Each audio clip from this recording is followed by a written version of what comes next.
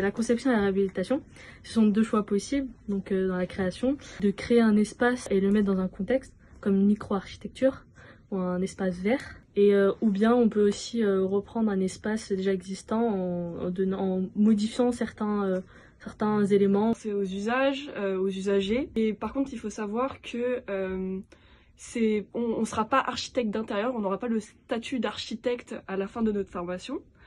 Mais par contre, on peut toucher à la réhabilitation sans toucher au mur. Il est possible de faire une école d'architecture après la formation.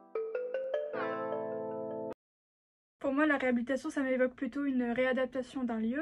Pour moi, c'est lui donner une identité qui lui est propre. Bah la classe, on est quand même pas mal, on est 30 et c'est plutôt cool, franchement, on s'entend tous bien. Il y a beaucoup d'entraide et c'est ça qui permet d'avoir une bonne ambiance dans la classe et voilà, ça c'est cool.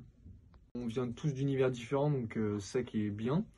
Alors le fait qu'il y ait plusieurs parcours différents dans cette formation, ça me permet de s'enrichir mutuellement dans chaque projet et l'entraide est plus enrichissante. Donc, au niveau des devoirs, il faut savoir s'organiser parce qu'on a des devoirs sur un long terme, mais il faut savoir aimer travailler et travailler également en autonomie. Ce que je trouve intéressant aussi, c'est qu'on puisse travailler sur des travaux à la fois artistiques ou bien plus des projets, que ce soit individuel ou en groupe. Il faut savoir aussi qu'on a d'autres cours qui sont plus généraux comme du français ou de l'anglais ou de la philo. Il faut rester assidu tout le semestre car il faut aussi savoir qu'on n'a pas de partiel à la fin du semestre, vu que c'est du contrôle continu tout au long du semestre pour pas perdre le fil et pouvoir valider chaque matière.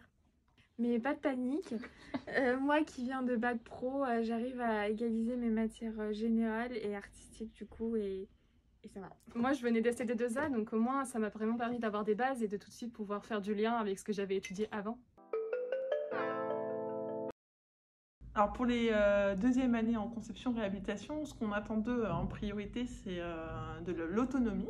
De l'autonomie parce qu'il y a beaucoup d'heures où ils sont libres et où il faut être apte à travailler seul, à s'organiser et être proactif dans la formation, c'est-à-dire arriver à proposer des choses nouvelles. Ensuite, les autres qualités primordiales, ce sera être curieux, intéressé par ce qu'on leur propose, par les différents partenariats qu'on peut leur proposer et travailleur.